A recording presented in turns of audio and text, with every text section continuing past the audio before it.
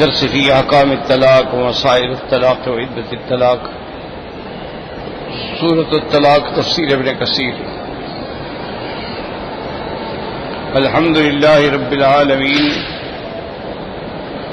والصلاة والسلام علی اشرف الانبیاء وسید المرسلین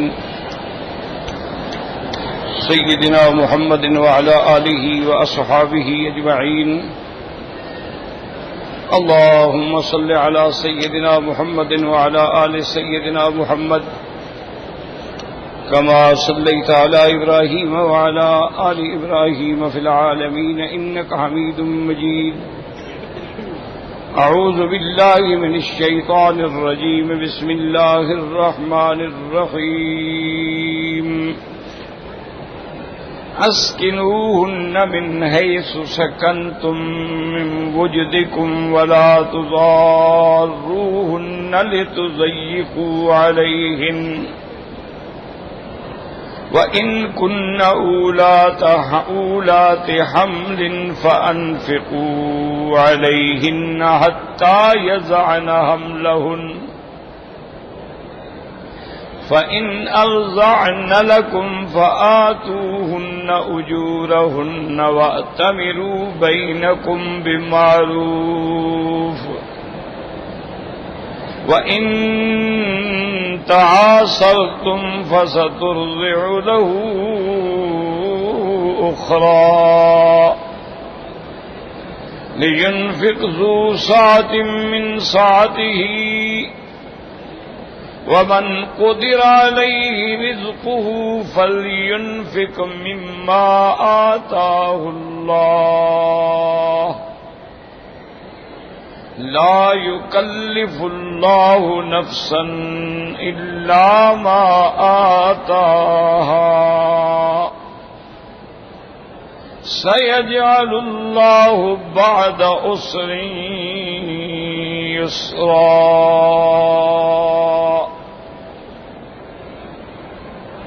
الحمدللہ کہ جیسے ہم نے اس سورت کی آیات مبارکہ میں احکام طلاق کے بارے میں پڑھا ہے، چونکہ یہ بڑا اہم مسئلہ ہے، اس کو ہمیشہ یاد رکھیں کہ سنت طریقہ یہ ہے کہ آدمی طہر میں طلاق دے، یعنی حیض نہ ہو، حمل نہ ہو، اور ایک طلاق، تاکہ رجوع کر سکے۔ اگر اس کے بعد بھی وہ چاہتا ہے تو پھر اور طہر میں آگے دوسری طلاق دے، پھر تیسرے طہر میں جا کے تیسری طلاق دے۔ ایک طلاق کے بعد رجوع ہو سکتا ہے، دو کے بعد ہو سکتا ہے، تین کے بعد نہیں ہو سکتا۔ جب طلاق مغلظہ ہو جائے، یعنی طلاق ثلاث ہو جائے، تو اب رجوع نہیں ہو سکتا ہے۔ فلا تحل له من بعد حتى تنكح زوجا غیرہ، اللہ نے واضح فرما دیا ہے کہ اگر طلاق ہے دو دفعہ ہے، اگر تیسری دفعہ دو گے تو اب حلال نہیں ہو۔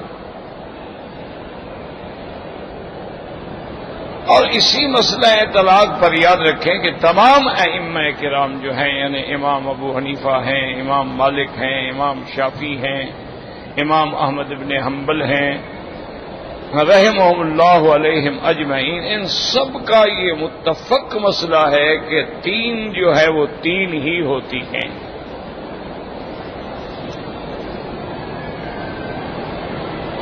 صرف شیخ الاسلام ابن تیمیہ رحمہ اللہ تعالی علیہ نے اور ان کے متعلقین نے فرمایا ہے کہ اگر ایک وقت میں ایک ہی زبان سے تین طلاق دے تو ایک ہوتی۔ بہرحال یہ ان کی اپنی رائے مبارک ہے، اجتہاد ہے، حتیٰ کہ ان کے جو بڑے محبوب شاگرد ہیں علامہ ابن رجب حنبلی رحمت اللہ علیہ، وہ بھی کہتے ہیں کہ نہیں، تین ہوتی۔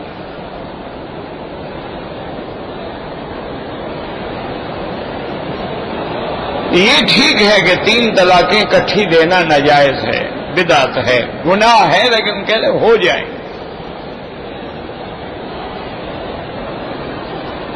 اور اسی طرح یہ بات بھی یعنی یاد رکھ لیں کہ بعض علماء نے اس کو جمع بھی کیا ہے کہ کیونکہ کسی پر اس کی شان میں کوئی کوتاہی والا لفظ تو نہیں کہا جا سکتا. انہوں نے کہا کہ اصل میں حضور صلی اللہ علیہ وسلم کے زمانے میں جو خیر القرون کا دور تھا، جو سب سے افضل اعلی خیر کا دور تھا، اس زمانے میں لوگ بڑے محتاط تھے. اور پتہ نہیں کیا ہو گیا ابھی، اب کیا کرے آدمی، روز ایک نیا تماشا بنتا ہے. کہاں گیا؟ لا حول ولا، کسی نے تار نکال دیا ہوگا. لا حول ولا قوت الا باللہ العلی العظیم. بہرحال وہ بھی مجبور ہیں، کیا کریں کیا. تو سرکار دو جہاں کا دور مبارک جو تھا نا، یاد رکھو، وہ تو دور ہی مبارک تھا. صادقین کا دور تھا، مومنین کا دور تھا، مخلصین کا دور تھا، ابرار و اخیار کا دور تھا. اس میں اصل میں کبھی ایسا واقعہ بھی ہو جاتا کہ کسی نے طلاق دی، مثلا 3 طلاق دے دی ایک وقت میں. جب اس سے پوچھا گیا تو اس نے کہا جی نہیں، میری نیت تو تھی 1 طلاق کی، میں نے 1 طلاق دی ہے. 2 دفعہ دوبارہ جو میں نے دہرایا ہے اسی کو تاکید کیا ہے کہ وہ اچھی طرح سمجھ لے، ورنہ میرا مقصد 1 تھا.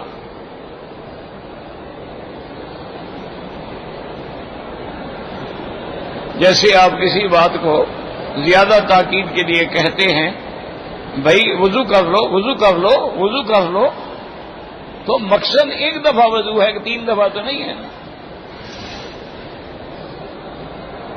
اب یہ تو نہیں کہ 3 دفعہ وضو کرو. تو وہ تو دور ہی ایسا تھا نا کہ وہاں غلط بات کا احتمال ہی نہیں تھا. جان چلی جائے صحابہ غلط نہیں بولتے تھے.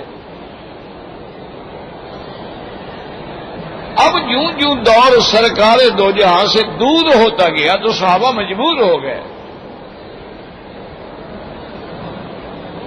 اب جیسے حضور صلی اللہ علیہ وسلم کے زمانے میں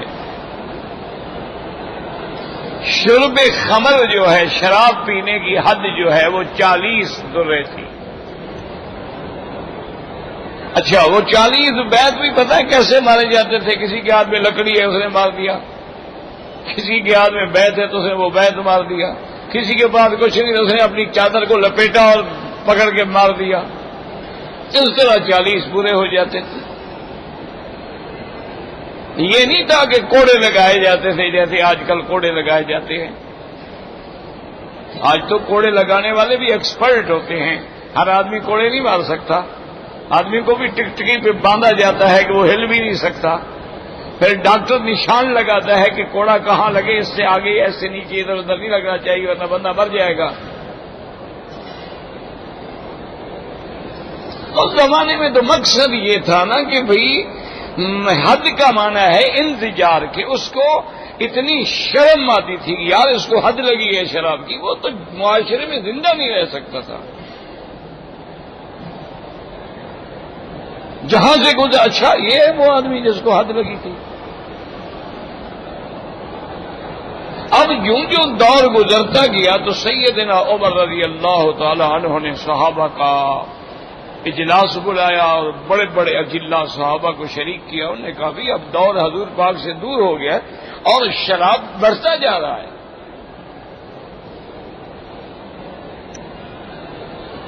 تو اب 40 درے جو ہیں وہ کافی نہیں ہیں، ہمیں اس میں اضافہ کرنا چاہیے. اور بیت بھی ہمیں سختی کے ساتھ واقعی بیت مارنے چاہیے. تو صحابہ کرام نے اس پہ بحث کی اور آخر فیصلہ ہوا کہ ان کو 80 کوڑا مارا جائے. سب صحابہ نے اپنی اپنی رائے دی. اس میں بھی قیاس تھا. یہ جو بات ہمارے نوجوان ساتھی کہتے ہیں نا جی قیاس جو ہے وہ حرام ہے اور سب سے پہلے قیاس شیطان نے کیا تھا. انا للہ و انا الیہ راجعون. اللہ کے بندے، شیطان نے نص کے مقابلے پہ قیاس کیا تھا. خدا کے لیے کچھ سمجھا بھی تو کرو نا. اللہ پاک نے پتہ نہیں سمجھ چھین لی ہے یا ویسے غصہ ہے. اللہ کا حکم تھا، اس لیے اللہ نے فرمایا تھا کہ تم نے کیوں سجدہ نہیں کیا؟ ما منعک ان لا تسجد اذ امرتک. اب اس کے مقابلے پہ قیاس کرے کہ انا خیر منہ خلقتنی من نار وخلقتہ من طین، تو یہ تو واقعی سچی بات ہے، ابلیس کا کام ہے کہ جب قرآن کا حکم موجود ہو اس وقت قیاس کا کیا معنی ہے؟ وہ قیاس تو بالکل حرام ہے. یہ وہ مسائل ہوتے ہیں جس میں نص نہ ہو تو اب ہم کیا کریں گے؟ اب اپنا گائے حلال ہے، ٹھیک ہے، بھینس کا ذکر تو حدیث میں ہے ہی نہیں، تو اب بھینس کے بارے میں کیا فتویٰ دیں گے؟ اس کو قیاس کریں گے گائے پر. بھئی اگر گائے حلال ہے تو یہ بھی اسی طرح کا ایک جانور ہے، یہ بھی حلال ہے. تو قیاس وہاں کیا جاتا ہے، نص کے مقابلے میں قیاس نہیں کیا جاتا. یاد رکھو، جہاں نص موجود ہے، قرآن موجود ہے، حدیث موجود ہے، بات ختم ہو گئی. تو اب سیدنا علی رضی اللہ تعالی عنہ نے بھی قیاس کیا. ان سے جب پوچھا گیا کہ بھی شرابی کو کتنے کوڑے مارنے چاہیے، تو انہوں نے فرمایا کہ امیر المومنین من شاربا ساکارا، جو شراب پیے گا اس کو نشہ ہوگا. ومن ساکارا ہزا، جب نشہ ہوگا تو بکواس کرے گا، کبھی ادھر کی مارے گا کبھی ادھر کی مارے گا. تو جب وہ ایسی حرکتیں کرے گا تو مانا یہ ہے کہ جیسے قذف والا کسی کو نجائز تہمت لگاتا ہے، یہ بھی تو کسی کو نجائز گالی دے گا کہ ماں کو بیوی بنا لے گا، بیوی کو ماں بنا لے گا، تو اس کو وہی حد قذف جو ہے نا اس پہ قیاس کر کے 80 کوڑا مارنا چاہیے. سب صحابہ نے قبول کر لیا. اب خلیفہ راشد کی سنت تھی، اجماع صحابہ تھا، حالانکہ قیاس کیا گیا لیکن سب نے اس قیاس کو تسلیم کیا. اب کیا کہو گے؟ انہوں نے بھی شرک کیا. اچھا، خود خلافت سیدنا ابی بکر جو ہے اس پر بھی تو حضرت عمر نے قیاس کیا.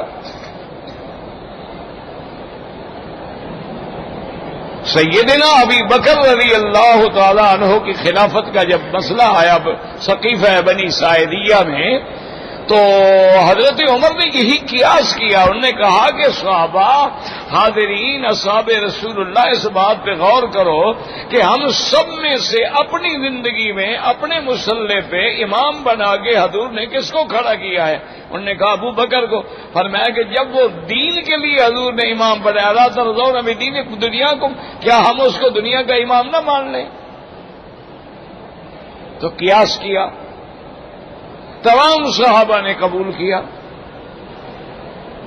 تو اس لیے جلد بازی میں آ کر بلا وجہ کسی پر اعتراضات نہ کیا کریں، مسائل کی تہ تک پہنچنے کی کوشش کیا کریں.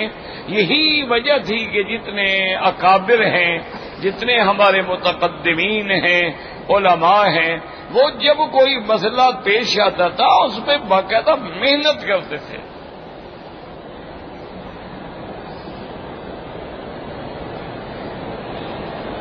اسی طرح آپ خون دیتے ہیں دوسرے کو، یہ بھی تو قیاس ہے. کبھی اگر کسی بچہ دوسری عورت کا دودھ پی سکتا ہے تو دوسرے بندے کا خون بھی لے سکتا ہے. دودھ سے تو خون بنتا ہے جا کر، یہ بھی تو قیاس ہے. تو اس لیے ہمیشہ یاد رکھیں کہ مسائل میں 4 چیزیں دلیل ہوتی ہیں. سب سے پہلے کتاب اللہ، اس کے بعد سنت رسول اللہ، اس کے بعد اجماع، اس کے بعد قیاس. تو اب جب سیدنا عمر رضی اللہ تعالیٰ عنہ کا دور آیا تو آپ نے فرمایا دیکھو حضور کا زمانے کا ہم مقابلہ ہی نہیں کر سکتے. ہم جو دور ہوتے جائیں گے وہ برکتیں، وہ رحمتیں، وہ خیر جو ہے کم ہوتی جائے گی. لہذا اب ہم یہ بات نہیں سنیں گے کہ تمہاری نیت ایک تھی لیکن کہا تم نے 3 دفعہ تھا. 3 دفعہ کہو گے طلاق 3.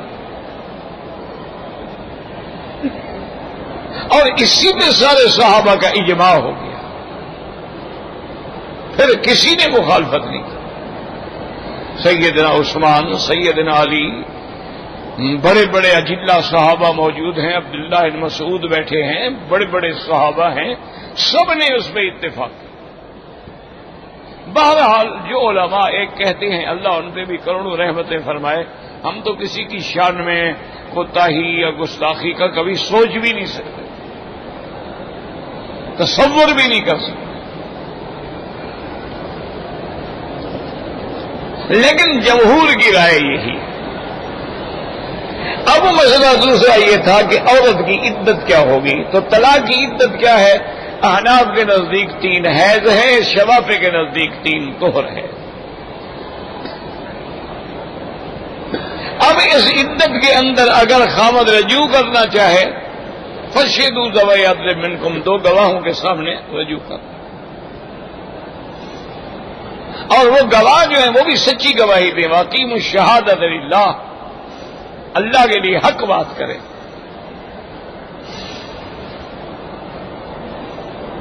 کیونکہ گواہ کی بات میں تھوڑا سا بھی اگر لچک آ جائے تو پھر عدالت تو پریشان ہو جاتی ہے نا. کہ اب جب دیکھیں نا گواہی تو دے رہا ہے لیکن بڑا ہچکچا رہا ہے اور بڑا کانپ رہا ہے اور لفظ ٹوٹ رہے ہیں، تو اگلا سمجھے گا جھوٹ بول رہا ہے. تو بہرحال وہ رجوع کر سکتا ہے. اگر 2 گواہ کے ہیں تب بھی رجوع کر سکتا ہے. لیکن بائنہ مغلظہ 3 ہے تو پھر رجوع نہیں کر سکتا. اور نہ ہی وہ عورت پہلے خاوند پہ حلال ہوگی الا کسی دوسری جگہ شادی کرے اور وہ بندہ اپنی مرضی سے طلاق دے، وہ کرائے کا شوہر نہ ہو.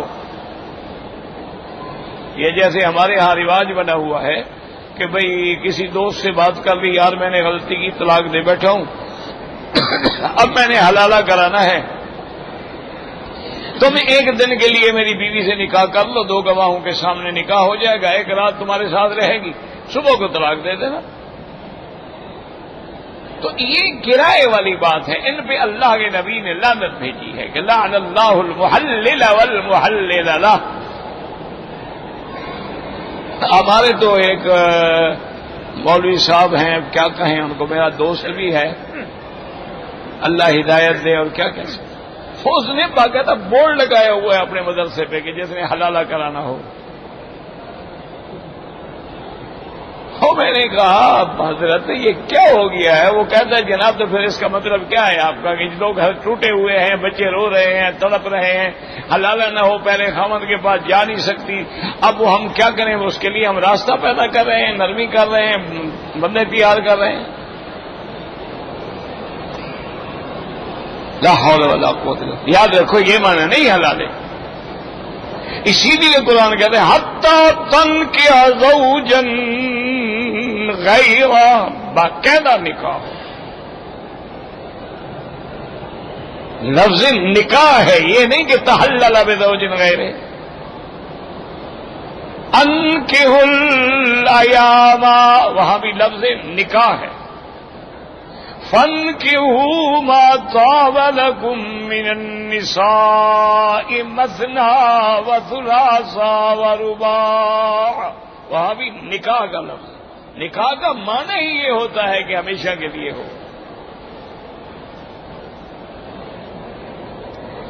کہ آدمی اسی نیت سے نکاح کرے کہ یا اللہ میرا نکاح ہو رہا ہے، ہمارے لیے باعث خیر بنا، باعث برکت بنا، باعث مودت و رحمت بنا، اور یہ ہمارا ہمیشہ قائم رہے، آگے ہمیں ذریت طیبہ عطا فرما. ہاں یہ اتفاق ہے اس نے دوسری جگہ شادی کی، اتفاق ہے کہ وہ خاوند مر گیا. اچھا ایسے اتفاق بھی ہوتے تھے، خدا کی شان ہے. ایک عورت تھی وہ بیوہ تھی، ایک صحابی نے آ کے اس کو پیغام دیا کہ میں تمہارے ساتھ شادی کرنا چاہتا ہوں، اگر قبول کر لو تو میں حضور کی سنت ہے اور رہ نہ جائے میری، نکاح کرنا چونکہ سنت ہے اور میرا نکاح نہیں ہوا تو میں آپ سے شادی کرنا چاہتا ہوں. تو اس بیوی نے کہا ٹھیک ہے مجھے قبول ہے. انہوں نے کہا لیکن یہ بات سن لو، میدان جنگ میں ہم بیٹھے ہیں، یہاں نکاح ہو رہا ہے اور کل میں نے شہید بھی ہو جانا ہے. تمہاری مرضی، نکاح کرو کرو نہ کرو نہ کرو، میں نے کل شہید ہو جانا ہے۔ اس نے کہا اللہ کے بندے 6 شوہر میرے پہلے شہید ہو گئے ہیں، تو ساتوں ادھر ہو تم صحیح۔ تو یہ ہوتا تھا کہ شادی ہو گئی، جہاد پہ چلے گئے، شہید ہو گئے۔ اب یہ تو اللہ کے ہاتھ میں ہے نا، موت و حیات تو کسی کے ہاتھ میں نہیں۔ اچھا، اب اور مسئلہ سمجھ لیں کہ عدت طلاق جو ہے یہ ہے 3 حیض۔ اب ان عورتوں کا مسئلہ جن کا حیض ہی بند ہے، کیوں عمر جب زیادہ ہو جاتی ہے، تقریباً 50 سال کے بعد حیض بند ہو جاتا ہے، بعد کا 40 کے بعد بھی بند ہو جاتا ہے۔ اچھا، بعض کا کسی وجہ سے اگر ان کا یوٹرس ریموو کرا دیا جائے تو حیض بند ہو جاتا ہے، ٹیومر ہو جاتے ہیں، عورتیں آپریشن کرا لیتی ہیں تو حیض بند ہو جاتا ہے۔ تو اس کے لیے عدت کیا ہوگی؟ 3 مہینے۔ واللائی یئسن من المحیض میں اللہ نے عدت بیان کر دی کہ ان کی عدت کیا ہے؟ 3 مہینے۔ اچھا، اسی طرح ایک لڑکی ہے، شادی تو ہو گئی، نکاح تو ہو گیا، وہ کنواری ہے، بالغ ہی نہیں ہوئی، اس کو تو ابھی حیض ہی نہیں آیا، اس کی عدت کیا ہوگی؟ 3 مہینے۔ یہ بڑے ضروری مسائل ہیں، رات دن بندوں کو پیش آتے ہیں، اس لیے ان کو دماغوں میں رکھو۔ اچھا، اب یہ مسئلہ رہ گیا کہ اگر ایک آدمی نے طلاق دی اپنی بیوی کو، لیکن اس کی بیوی حاملہ ہے، حمل ہے، تو اس کی عدت کیا ہوگی؟ اس کی عدت بھی قرآن نے بتلا دی کہ وَأُولَاتُ الْأَحْمَالِ أَن يَضَعْنَ حَمْلَهُنَّ، کہ حمل والی عورت کی عدت جو ہے وہ حمل ہے، چاہے طلاق دینے کے بعد 15 دن کے بعد بھی ولادت ہو جائے، مہینے کے بعد بھی ہو جائے، عدت پوری ہو۔ اچھا، لیکن یہ نہیں پوری ہوئی، 6 مہینے لگ گئے، تب بھی عدت تب پوری ہوگی جب حمل جائے۔ تو حمل والی عورتوں کی عدت کیا ہے؟ وضع حمل۔ اچھا، اب ایک مسئلہ یہ تھا کہ بھی یہ تو عدت طلاق ہے، عدت متوفی عنہا زوجہا، جس کا خاوند مر جائے اس کی کیا عدت ہے؟ تو اس کی عدت قرآن کے مطابق ہے 4 اشہر و عشرا، 4 مہینے اور 10 دن۔ 4 مہینے اور 10 دن جو ہے وہ خاوند کے گھر میں رہے گی، نفقہ شفقہ ہر چیز اسی پہ ہوگی، اور وہ 4 مہینے 10 دن کوئی میک اپ سنگار بھی نہیں کرے گی، اور گھر سے باہر بغیر کسی عذر کے نہیں نکلے گی، بیمار ہو گئی مجبور ہے، یا خاوند کے گھر والے رکھنا نہیں چاہتے تو مجبور ہے، پھر کسی اپنے والدین کے گھر میں آگے عدت گزارے گی۔ وہ کہتے ہیں نہیں نکل جاؤ، ہمارا بیٹا مر گیا، ہم تمہیں کیوں رکھیں، تو مجبور ہے۔ تو بہرحال اس کی عدت کیا ہوگی؟ 4 مہینے 10 دن۔ اچھا، عورت کا خاوند مر گیا لیکن عورت حاملہ تھی، اب اس کی عدت کیا ہوگی؟ وہی اولاد الاحمال ان یضعن حملہن، وضع حمل اس کی عدت، چاہے وضع حمل مہینے کے بعد ہو جائے چاہے 9 مہینے کے بعد۔ اچھا، اسی اثنا کے اندر خرچہ، نفقہ، سکنا وہ سب شوہر کے ذمہ ہے۔ طلاق رجعی ہے، طلاق بائنہ ہے، یہ مغلظہ ہے، خرچہ جو ہے وہ شوہر کے ذمہ۔ اب ان کو ان کے گھر سے بھی نہ نکالو، الا ان یاتین بفاحشۃ مبینہ، ہاں اگر خدا نہ خواستہ اس نے کوئی برائی کی ہے، یا عورت بد زبان ہے، جھگڑالو ہے، نہ خود زندہ ہمسایوں کو بھی زندہ نہیں رہنے دیتی، اب اس کو نکالا جا سکتا۔ ان تمام احوال کے بعد اب مسئلہ یہ پیدا ہو گیا تھا کہ بھی ایک آدمی نے طلاق دی، عورت حاملہ ہے، وضع حمل کے بعد بچہ پیدا ہوا، تو اب عدت تو ختم ہو گئی نا، لہذا اس کی بیوی تو نہیں رہی، تو اب وہ اس کے بچے کو دودھ پلانے کی پابند نہیں ہے۔ اب وہ خاوند اس سے کہے گا کہ تم مہربانی کر کے بچے کو دودھ پلا دو، تو جو کہتی ہو میں تمہیں اس کی مزدوری بھی دے دوں گا، تو مشورہ کر کے اس کی اجرت طے کر لو اور اس کو دے دو۔ لیکن اگر وہ اجرت پہ بھی راضی نہیں ہوتی، وہ کہتی ہے کہ نہیں میں تمہاری اجرت لے کر بھی تمہارے بچے کو دودھ پلانا نہیں چاہتی ہوں، تو پھر کسی اور عورت کا انتظام کیا جائے گا جو اس بچے کو دودھ پلائے گی، اور اس کی اجرت جو ہے وہ باپ دے گا، چونکہ بچے کی ذمہ داری باپ پہ ہے، ماں پہ نہیں ہے۔ اور جب تک وہ بچہ چھوٹا ہے آپ ماں سے لے بھی نہیں سکتے، وہ بھی ماں کا حق ہے، لیکن خرچہ دینا جو ہے وہ باپ کا حق ہے، وہ اس کو خرچہ ادا کرے گا۔ تو یہ بہرحال باقی ان مسائل میں جو باریکیاں ہیں یا جو جزئیات ہیں وہ تو کتب الاحکام میں ہوتے ہیں، جس کو دیکھنا ہو وہ احکام بڑی کتابیں، ہر مسلک کی کتابیں ہیں، ہر فقہ کی کتابیں ہیں، فقہ علی المذاہب الاربعہ ہے ماشاءاللہ، تو جو جس فقہ سے تعلق رکھتا ہے وہ اس کو دیکھنا۔ آج جو ہم نے آیت مبارک پڑھی ہے اس میں بھی اللہ پاک یہی حکم فرماتے ہیں، اسکنوہن من حیث سکنتم من وجدکم ولا تضاروہن لتضیقوا علیہن۔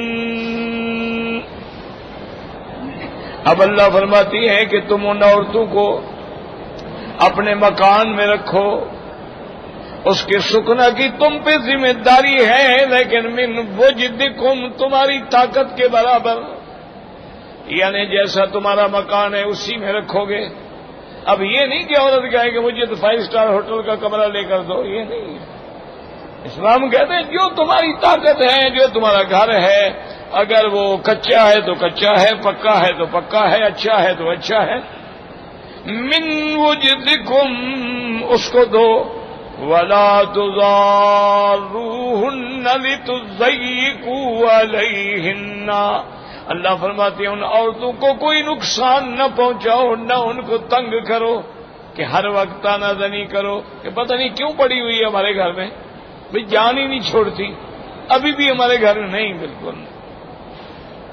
وَإِن كُنَّ أُولَاتِ حَمْلٍ، اگر وہ حمل والی ہے اور حمل کی مدت طویل ہے، ابھی 6 مہینے باقی ہیں یا 7 مہینے باقی ہیں یا 8 مہینے باقی ہیں، فَأَنفِقُوا عَلَيْهِنَّ حَتَّى يَضَعْنَ حَمْلَهُنَّ، ان پہ خرچ کرو، سارے اخراجات برداشت کرو جب تک کہ وضع حمل نہ ہو، کیونکہ وہ عدت میں ہے۔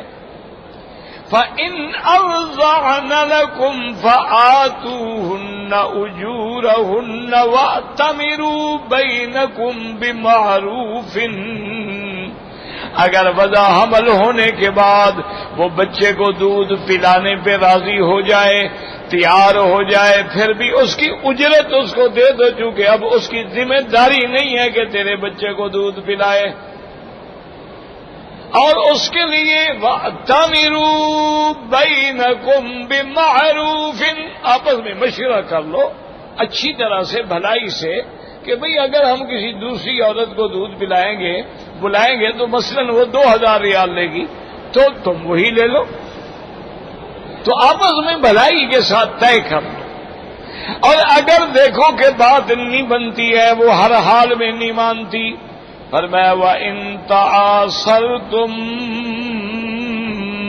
فَسَتُرْضِعُ لَهُ أُخْرَى، اور اگر تمہارے اندر تنگی پیدا ہو جائے اور کوئی صلح کا امکان نہ رہے، اختلاف بڑھ جائے، تو اب اس کو کوئی اور عورت جو ہے وہ انتظام کریں جو بچے کو دودھ پلائے، اور اس کا خرچہ جو ہے وہ باپ پہ ہوگا۔ لِيُنْفِقْ ذُو سَعَةٍ مِّن سَعَتِهِ، اب بچے کا خرچ جو ہے ہر آدمی اپنی طاقت کے مطابق کرے گا۔ اب دیکھیں غریبوں کے بچے جو ہیں وہ تو مہینے میں بیچارے 50 روپے پر بھی گزارا کر لیتے ہیں، امیروں کے بچوں کا 50 روپے کیا 500 روپے کا ایک وقت کا ناشتہ نہیں بنتا۔ لِيُنْفِقْ ذُو سَعَةٍ مِّن سَعَتِهِ، یعنی ہر آدمی اس پہ اتنا خرچ کرے جو اس کی طاقت کے مطابق ہے. وَمَنْ قُدِرَ عَلَيْهِ رِزْقُهُ فَلْيُنْفِقْ مِمَّا آتَاهُ اللَّهُ. اور جس کا رزق تنگ ہے، غریب ہے، محتاج ہے، وہ پھر اسی طرح اتنا خرچ کرے گا جو اللہ اس کو دیں گے. وہ بیچارہ خود ہی محتاج ہے، 15 روپے 20 روپے مزدوری کر کے کما کے لے آتا ہے، تو وہ پھر اسی سے دے گا جو اس کی طاقت ہے. اللہ تبارک و تعالیٰ کسی کو اس کی طاقت سے زیادہ کا پابند نہیں فرماتے. لا یکلف اللہ نفسا الا ما آتاہا. اللہ کسی جی کو تکلیف نہیں دیتے مگر اتنا جو اس کے پاس ہے. سیجعل اللہ بعد عسر یسرا. اللہ نے فرمایا تم میرے حکم پہ چلو، میری اطاعت کرو، اللہ تبارک و تعالی ہر تنگی کے بعد تمہارے لیے آسانی پیدا فرما دیں گے. جب تم اللہ کے احکام پہ چلو گے، اللہ کی فرما برداری کرو گے، تو اللہ تیری مشکلات کو حل کرنے کے لیے آسانیاں پیدا فرما دیں گے. تیرے لیے بھی آسانی ہو جائے گی، کیوں اللہ کے آگے کیا مشکل ہے. جب چاہے رزق کو کھول دیں. اللہ یبسط الرزق لمن یشاء ویقدر. اللہ جس کا چاہے رزق بڑھا دیں، جس کا چاہے رزق گھٹا دیں. اس لیے ہمیشہ حکم دیتے تھے حضور پاک صلی اللہ علیہ وسلم کہ تم شادی کرو، نکاح کرو، میری سنت پہ عمل کرو. اللہ کا وعدہ ہے ان یکونوا فقراء یغنہم اللہ. اگر وہ دونوں فقیر ہیں تو اللہ ان کو غنی فرما دیں گے. تم سنت پہ عمل تو کرو. اور یاد رکھو اگر ہم آج بھی سرکار دو جہاں کی سنت پہ عمل کریں تو لاکھوں کروڑوں گھرانے جو ہے وہ بربادی سے بچ جائیں. اور لاکھوں لڑکیاں جو گھروں میں بیٹھی ہوئی ہیں کہ جہیز نہیں ہے، اگلے جہیز مانگتے ہیں، وہ بوڑھی ہو جاتی ہیں، جہیز نہیں دے سکتی. کتنا بڑا ظلم ہے. اچھا اسی طرح جو لڑکے والے ہیں ان کے بھی جناب عجیب عجیب مطالبے ہوتے ہیں. ایک تو جہیز کا ہو گیا. اچھا پھر ان کے بھی مطالبے ہوتے ہیں کہ جی فلاں شادی گھر میں ہماری شادی ہو، فلاں ڈیزائنر سے کپڑے تیار ہوں، فلاں ڈیزائنر سے زیور تیار ہوں. وہ تو پھر بیوی نہ ہوئی، وہ تو تول کے وزن کر کے ملی نا، لاکھوں خرچ ہو گئے. آج بھی اگر سنت پہ عمل کریں، ایمان سے کہے کتنا آسان ہے کہ حضور پاک نے ایک دفعہ صحابہ سے فرمایا کہ آج رات عشاء کی نماز کے بعد جو تمہارے گھروں میں پکے نا وہ سب لے آنا، مسجد میں بیٹھ کے اکٹھے کھائیں گے. خوش ہو کے صحابہ لے آئے. اچھا کیا تھا؟ کسی کے گھر میں ستو تھے، کسی کے گھر میں جو کی روٹی تھی، کسی کے گھر میں کوئی چٹنی تھی، کسی کے گھر میں کوئی لسی تھی، کسی کے گھر میں کچھ تھا. سارا دسترخوان پہ بیٹھ گئے. حضور پاک نے بھی ان کے ساتھ بیٹھ کھا لیا. اور میں بھائی یہ میری شادی کا کھانا تھا، آج میری شادی ہو گئی ہے. کیا خرچ ہوا جی؟ نہ قرضے لینے کی ضرورت ہے، نہ مقروض ہونے کی ضرورت ہے، نہ عذاب میں پڑنے کی ضرورت ہے. پر میں بس یہ میری شادی کا کھانا تھا، ولیمہ ہو گیا. اسی لیے ایک حدیث مبارک میں ہے آپ نے فرمایا اولم ولو بشاۃ. ایک صحابی کو حضور نے دیکھا تو اس کے رومال پہ، اپنا پگڑی پہ زعفران کا تھوڑا سا اثر تھا رنگ کا. تو آپ نے فرمایا یہ کیا ابھی تم نے زعفران کا رنگ لگایا ہوا ہے، کہ شادی تو نہیں کی؟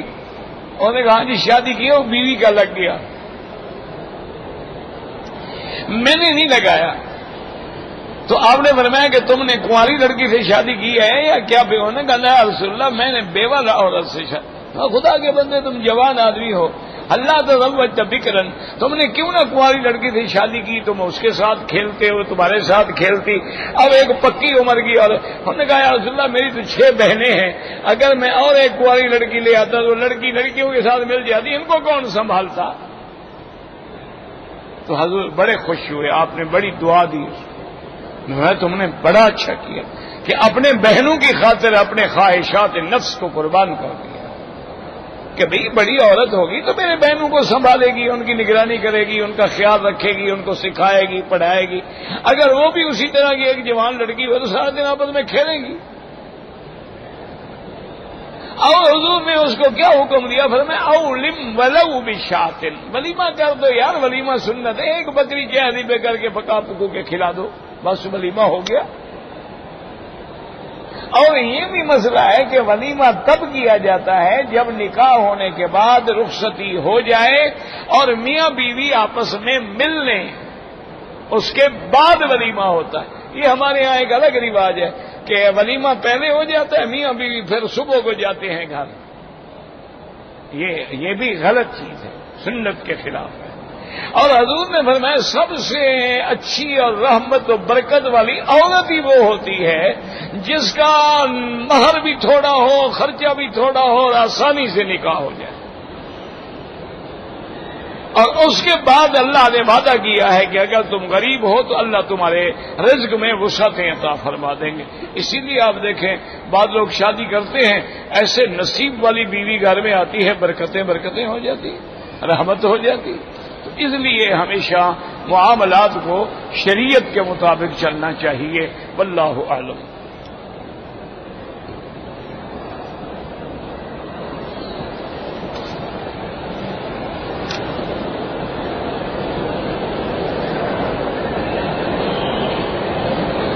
کہتے تھے کہ میرا ایک بھائی ہے، نمازی تو ہے لیکن وہ بیئر وغیرہ پیتا ہے، دعا کرو اللہ ہدایت دے۔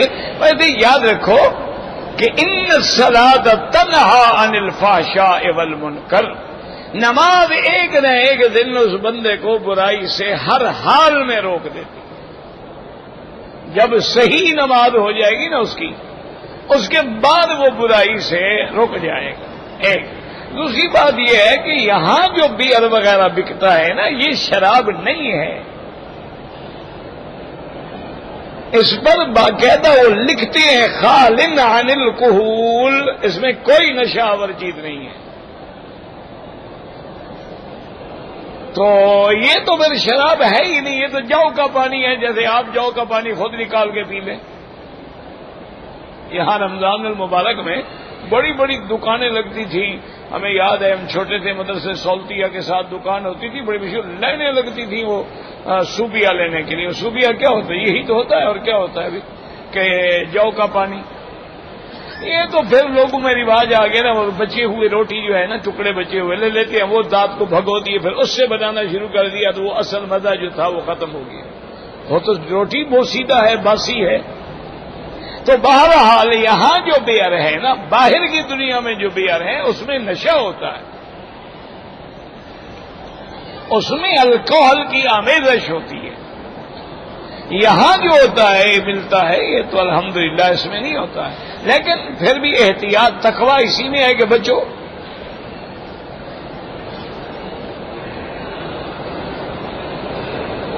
کہتے جی کہ نماز میں دونوں پاؤں کو جوڑیں، بالکل نہیں، فاصلہ ہو درمیان میں۔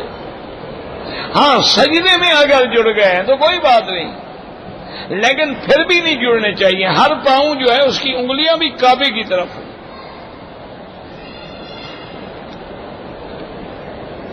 اصل میں مشکل یہ ہے کہ دونوں طرف سے ضد پیدا ہو گئی ہے۔ کچھ بھائی ہمارے ٹانگیں کھولتے ماشاءاللہ پتہ نہیں ہو تو دوسرے کے گھر میں پہنچ جاتے ہیں، اور کچھ سکوڑتے ٹانگوں کو ہی ملا دیتے ہیں، وہ بھی ضد میں ہیں، وہ بھی ضد میں ہیں۔ اب کیا کریں؟ اللہ ہدایت دے، اور کیا کریں؟ یہی دعا ہی کر سکتے ہیں کہ اللہ دونوں کو ہدایت دے۔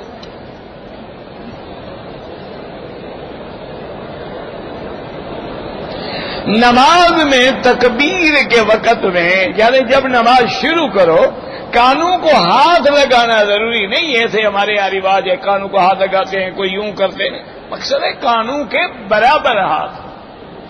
یہ نہیں ہوتا کہ ہاتھ لگاؤ، جیسے حدیث میں ہے نا کہ ٹخنے سے ٹخنا ملا ہو، مانا ہے برابر ہو، سب سیدھی ہو۔ اب یہ مانا تھوڑا ہے کہ پاؤں الٹا کرنا پڑے، سیدھا کرنا پڑے، وہ ٹخنے سے ٹخنا جوڑنا ہے بیچارے نے، چاہے پاؤں میں بل پڑ جائیں۔ یہ کیا بات ہے؟ اچھا ایک آدمی کا پاؤں 4 انچ ہے، ایک کا 8 انچ ہے، کیسے ملا ہو بھائی؟ یہ تو ضد والی بات ہے نا۔ منع ہے کندھے کے برابر کندھا ہو، ٹخنے کے برابر ٹخنا ہو، یعنی صف ٹیڑھی نہ ہو، کیونکہ ٹیڑھی صف کی طرف اللہ نظر بھی نہیں فرماتے۔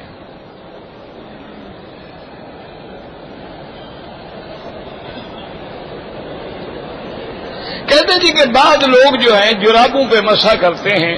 میرا بھائی بات یہ ہے کہ جمہور ائمہ فقہا کا جو مسلک ہے وہ یہ ہے کہ وہ جرابیں جو حضور کے زمانے میں تھیں ان پہ مسح جائز ہے۔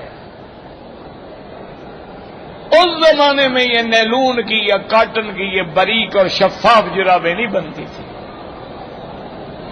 اور جراب ہوتی تھی تو منعل ہوتی تھی، یا تو نیچے چمڑا لگا ہوتا تھا یا پورا موزہ جو ہے چمڑے کے ہوتے تھے۔ اسی لیے فقہا کہتے ہیں وہ ایسا مضبوط ہو کہ آدمی کو پیدل چلنا پڑے تو پیدل اس میں چل سکے بغیر جوتے کے، اس کے اوپر تو مسح کرنا جائز ہے۔ اب اس لفظ کو عام لے کر بعض علماء جو ہیں وہ باریک جرابوں پر بھی مسح کر لیتے ہیں۔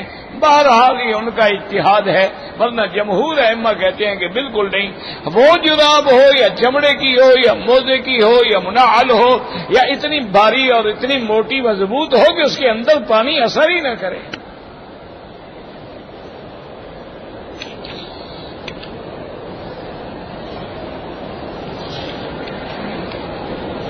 یہی مشکل ہے جی۔ اب حنفی مسلک میں تو اس باریک جرابوں پہ مسح جائے بھی نہیں، ان کے نزدیک تو وضو ہی نہ ہوا، جب وضو نہ ہوئی تو نماز کیسے ہو؟ تو بہرحال ضد نہیں کرنی چاہیے۔ اگر آپ نے مسح کرنا ہے موزے پہن لیں بس، تاکہ کسی کو اعتراض کا موقع ہی نہ ملے۔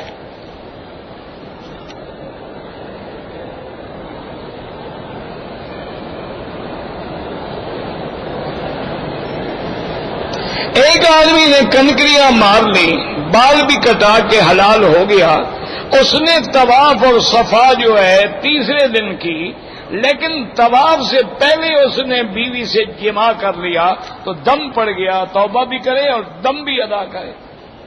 اور بعض فقہا تو کہتے ہیں دم کا معنی ہے بدنا، یعنی ایک گائے یا ایک اونٹ ذبح کرے۔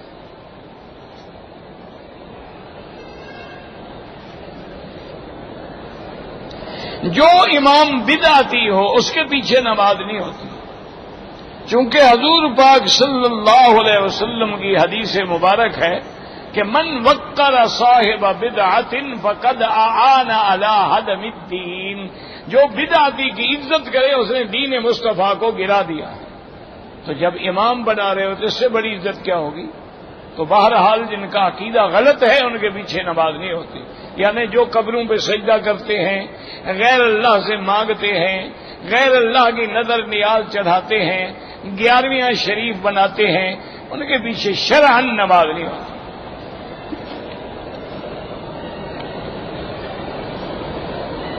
کہتے تھے کہ اگر کوئی آدمی مر جائے، عورت اس کی عدت میں ہے، تو اس کو ہم نکاح کا پیغام بھیج سکتے، عدت گزرنے دو جناب، خیر ہے۔ انا للہ، وہ سوگ میں ہے، وہ عدت میں ہے، تم نکاح کا پیغام دینے جا رہے ہو، بالکل نہیں دے سکتے۔ اللہم صلی علی سیدنا محمد وعلی آل سیدنا محمد وبارک وسلم، یا حی یا قیوم۔